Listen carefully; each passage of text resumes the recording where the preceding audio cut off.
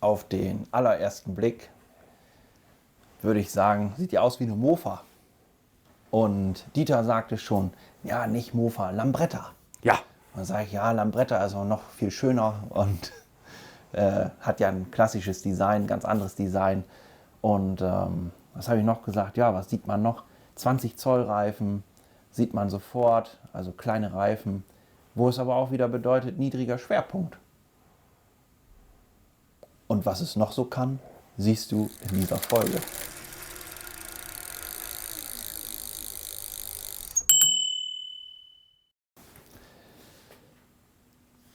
Das Riese und Müller Multitinker Vario.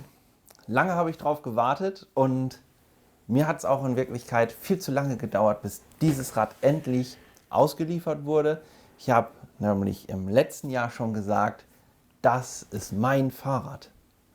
Und vielleicht liegt das auch daran, weil es genau diese Optik hat von einer Mofa, weil jeder, der mich kennt, der weiß, ja, irgendwie mag der auch Mofas und hat damit auch irgendwas zu tun. Was, weiß keiner genau, weiß ich auch selber gar nicht. Und, aber das könnte ein Grund sein, warum ich dieses Rad so extrem spannend finde. Jetzt ist es endlich da. Ich habe es schon fast vergessen gehabt. Und du hast jetzt den Vorteil, dass ich mir das Rad anschaue und du dabei sein darfst. Das Multitinker aus dem Hause Riese und Müller. Ja, wie ich vorhin schon gesagt habe, ich habe eigentlich gedacht, das kommt letztes Jahr. Und jetzt haben wir doch etwas länger gewartet.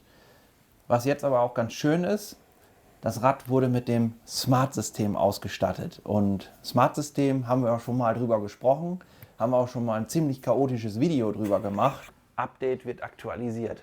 Die Anzeige verschwindet nicht. Also hier kriegst du echt, wenn man das so sagen darf, ja, die Motten. alles nicht so einfach. Aber ganz wichtig an dieser Stelle, das Smart-System, das kannst du auch komplett ohne dein Smartphone nutzen. Das heißt, das brauchst du gar nicht dafür. Das Fahrrad funktioniert auch ohne Smart-System. Ganz wichtig an dieser Stelle.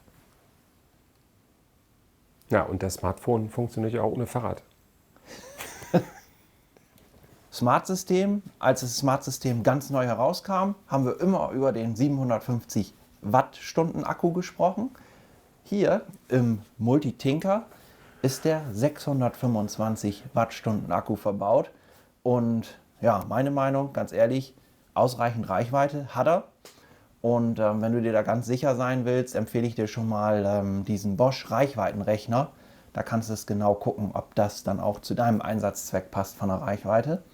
Ja, und als Motor bekommst du hier den 85 Newtonmeter Motor Bosch Performance Line CX. Es gibt zwei verschiedene Ausstattungsvarianten. Das ist einmal das Multitinker Touring und, so wie es hier in meinem Fall steht, das Multitinker Vario. Und Vario bedeutet dann immer stufenlose Nabenschaltung, Zahnriemenantrieb und ja, das ist auch mein Favorit, weil er ist besonders wartungsarm. Wir gucken einmal ganz kurz auf die Schaltung. Das ist hier der Drehgriff von der Enviolo. Stufenlose Nabenschaltung. Und stufenlose Nabenschaltung bedeutet wirklich, du hast hier keinen Gangsprung. Das heißt, du kannst immer in der gewünschten Trittfrequenz fahren, in der du gerade fahren möchtest. Und als kleine Eselsbrücke haben wir hier den Deichfahrer. Wir sind ja hier in Norddeutschland. Und wenn der Fahrer Deich auffährt, dann ist das der leichte Gang. Das heißt, in dem Gang kannst du super den Deich hochfahren und geht's bergab oder den Deich herunter. Dann drehst du das in diese Richtung. Und so fährst du ja, mit einer großen oder hohen, nicht hohen Trittfrequenz, aber niedrigen Trittfrequenz. Das war mal die Enviolo-Schaltung im Schnelldurchlauf. Ja, ich merke mir das immer so, wenn ich dann sage, wenn ich den höchsten Gang drin habe, dann habe ich das kleinste Ritzel, also immer das Gegenteil davon. Und wenn ich den kleinsten Gang drin habe, dann fahre ich auf dem größten Ritzel, wenn man das bei einer Nabenschaltung auch so sagen kann.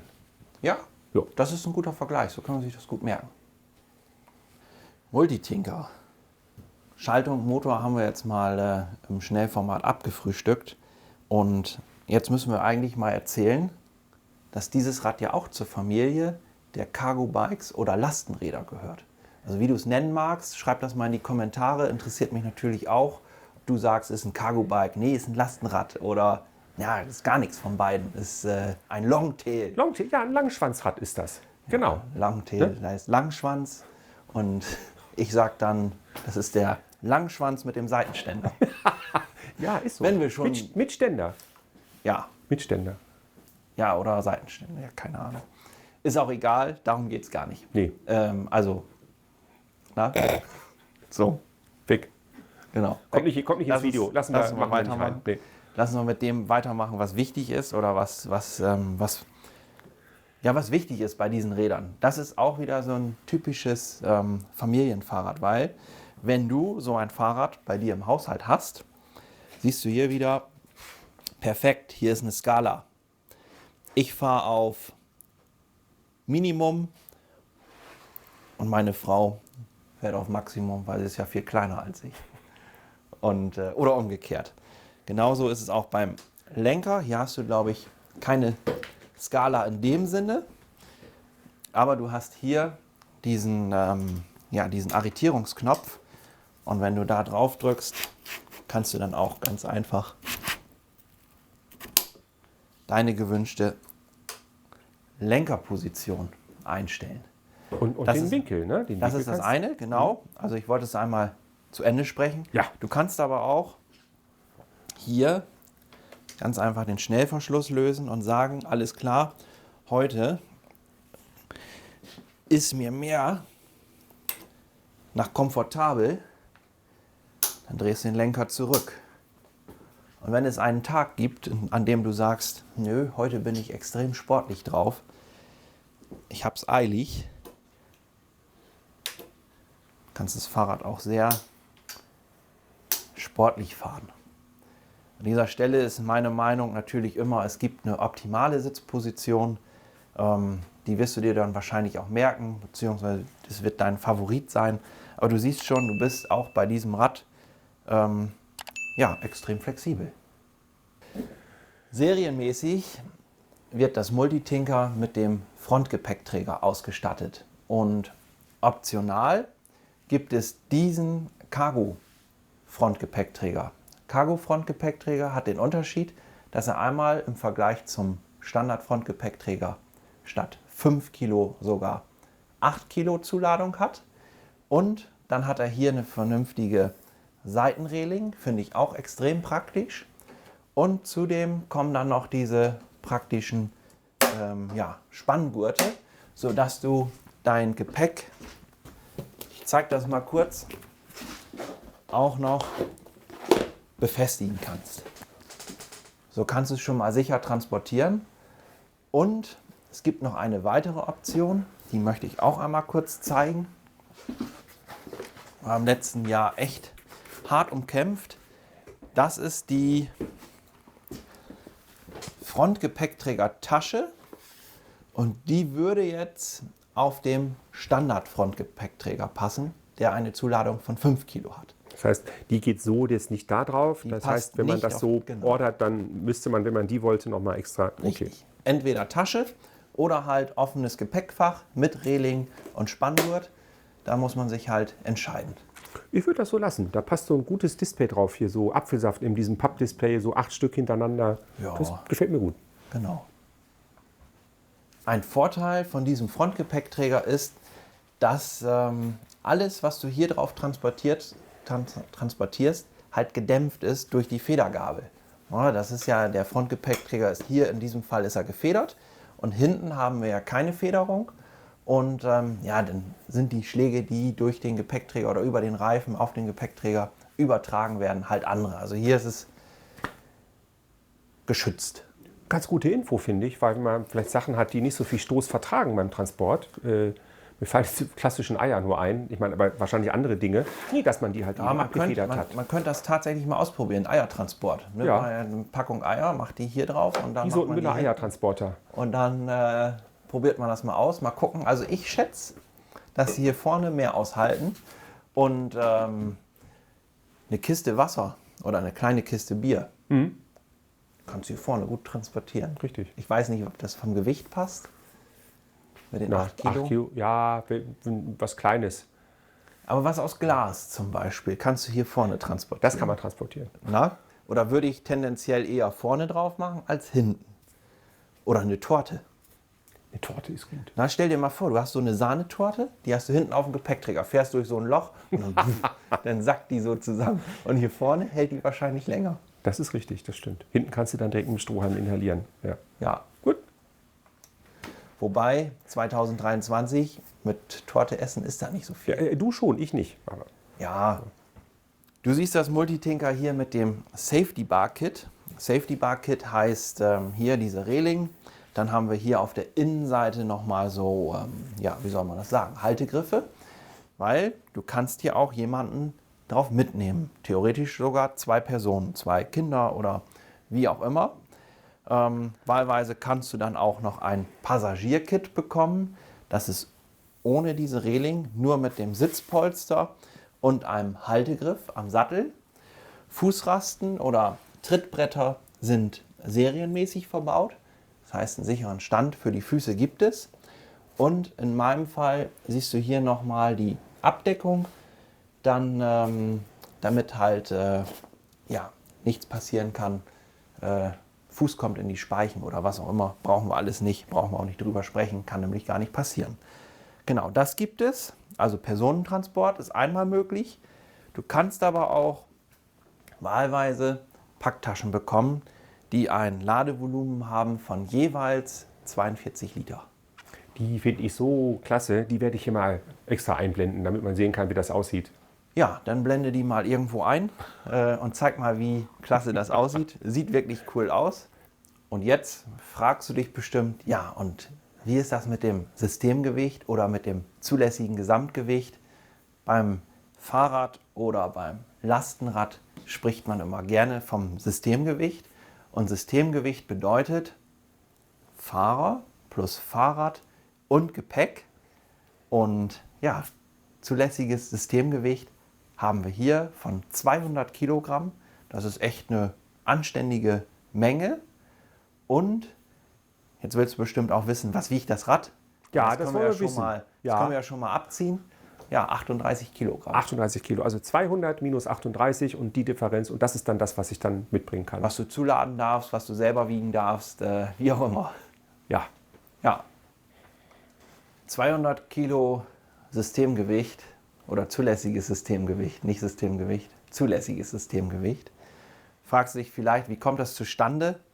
Und einmal natürlich durch diesen massiven Aluminiumrahmen, also hier diese Verstrebung und das fette Rohr, all diese Dinge, mega stabile Gabel, aber auch extrem stabile Laufräder. Also wenn man sich diese 20 Zoll Laufräder mal anschaut, dann sieht man schon, Mensch, hier wurden extrem breite Felgen verbaut und gerade die Laufräder, das ist bei Lastenrädern mit der wichtigste Punkt oder ein Punkt, der auf jeden Fall stabil sein muss. Ne? Weil was bringt dir eine riesen Ladefläche, wenn du kein Laufrad hast, was diese Kräfte überhaupt verträgt. Und tendenziell, man kennt das vielleicht aus dem Reiseradbereich, da wurden damals immer gerne 26 Zoll Laufräder verbaut. Einmal, weil es viel wendiger ist und auch aus dem Grund, weil ein kleineres Laufrad wohl noch stabiler sein soll, weil die Speichen auch dichter beieinander sind. Das ist ja eigentlich ganz logisch.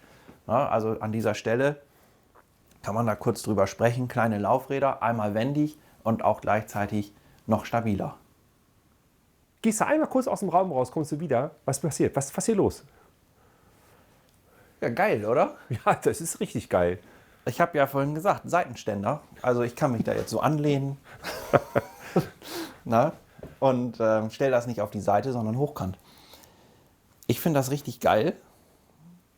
Und das war auch übrigens im letzten Jahr so das Ding, wo ich gesagt habe, das ist mein Rad. Ja, jetzt kann ich den Zuschauer mal aufklären, weil der Nils hat nämlich eine Garage, die ist voll mit Mopeds und Motorrädern und so. Ja, ja. Und da hätte das Rad tatsächlich, das kriegst du noch rein. So kriegst du das noch rein. Ich kriege das auch stehend rein und ich wäre ja nicht Nils Hogendoorn, wenn ich nicht sagen würde, ja, das Fahrrad kriegt jetzt aber den kleinsten Platz in der ganzen Garage. Na? Aber jetzt mal ernsthaft, Scherz beiseite, das Ja. ist ja eine richtig coole Option. Das Ja. heißt, wenn ich eine Garage habe, wo ein Auto drin ist und das würde nicht mehr reinpassen, habe ich so definitiv die Möglichkeit zu sagen, das kann ich noch so an die Wand stellen. Das wäre jetzt die optimale Position, wenn du dein Fahrrad mal eine längere Zeit nicht brauchst. Dann kannst du es einfach in die Ecke stellen oder hochkant an die Wand stellen. Aber mal ganz ehrlich, wir haben uns das Fahrrad ja angeschaut und meine Meinung ist, dieses Fahrrad lädt absolut zum Fahren ein. Und das ist Quatsch, das Rad so hinzustellen, weil, mal ganz ehrlich, du kannst dein Auto hochkant an die Wand stellen, weil das brauchst du, wenn du dieses Rad hast, definitiv nicht mehr. Und ja, zeig mir mal ein Auto, was man hochkant an die Wand stellen kann. Gibt es, glaube ich, nicht. Ganz gut zu sehen ist hier das Bäckerschloss. In diesem Fall ist es vorne montiert, auch ganz praktisch. Und wenn ich so die Befestigung sehe, jetzt haben wir jetzt zwar ein 20 Zoll Fahrrad, jeder wünscht es sich am Super Delight oder am Delight. Wenn diese Halterung etwas länger ist, mal rein theoretisch gesehen, würde ich behaupten, so könnte man das Bäckerschloss auch am Super Delight oder Delight montieren. Na, weil in diesem Fall serienmäßig am Multitinker. Ja, Nils, wenn ich mir jetzt mal so das Rad angucke, was mich persönlich sehr anmacht, also optisch ist das einfach, ich finde es einfach cool. Und ich fahre ja auch gerne Räder mit kleinen Reifen. Ne? Ich finde das Birdie ja auch so cool. Aber was ist jetzt hier der Unterschied, wenn ich mich jetzt entscheiden müsste zwischen dem Multicharger und dem Longtail hier? Was würdest du sagen? Du meinst Multicharger und Multitinker? Multitinker, Entschuldigung, ja. Genau. Sind auf jeden Fall beides wirklich coole Räder und haben auch beide ihre Daseinsberechtigung. Den Vorteil, den ich hier noch einmal sehe, also es kommt halt auch immer auf den Einsatzbereich an. Hier hast du einen wirklich sehr tiefen Durchstieg für die Art des Rades. Dann haben wir hier die 20 Zoll Reifen, die machen das Rad zum einen sehr wendig, also du bist damit sehr flexibel, kannst vielleicht noch engere Kurven fahren, kannst noch besser rangieren und ein noch weiterer Vorteil durch die kleinen Räder ist halt der niedrige Schwerpunkt. Hatte ich ja ganz zu Anfang schon einmal kurz gesagt. Das ist das. Also Multitinker und Multicharger. Wenn du dich jetzt entscheiden willst, mein Tipp ist, fahr die auf jeden Fall beide einmal Probe. Ja, das würde ich auf jeden Fall machen. Und überleg dir genau, was du damit machen möchtest, wenn dein Fahrradhändler dich das nicht fragen sollte. Was ich aber auch noch sehe bei dem Multitinker ist, nicht jeder sagt, juhu, ich will ein Load oder so ein richtiges Lastenrad, so diese Bugfeeds-Art. Und für den sehe ich da auch nochmal einen Vorteil, weil es ist nahezu handlich wie ein Fahrrad. In dem Sinne, also ein klassisches Fahrrad. Und bietet trotzdem eine riesengroße Möglichkeit der Zuladung. Multitinker. Und wenn du das Multitinker mal Probe fahren möchtest, so wie ich es dir gerade eben empfohlen habe, oder vielleicht auch ein anderes Cargo-Bike aus dem Hause Riese und Müller, dann ist mein Tipp, buche dafür unter www.hogendorn.de einen Termin zur Fahrradberatung. Unser Fahrradgeschäft ist in Jaderberg 26349 Jade am Esch 2. Und was soll ich sonst noch sagen? Teile das Video. Wir haben dieses Rad Probefahrt fertig im Laden stehen und lass einen Daumen hoch da. Und damit du kein weiteres Video mehr verpasst, abonniere den Kanal und bis zum nächsten Video. Tschüss. Tschüss. Tschüss.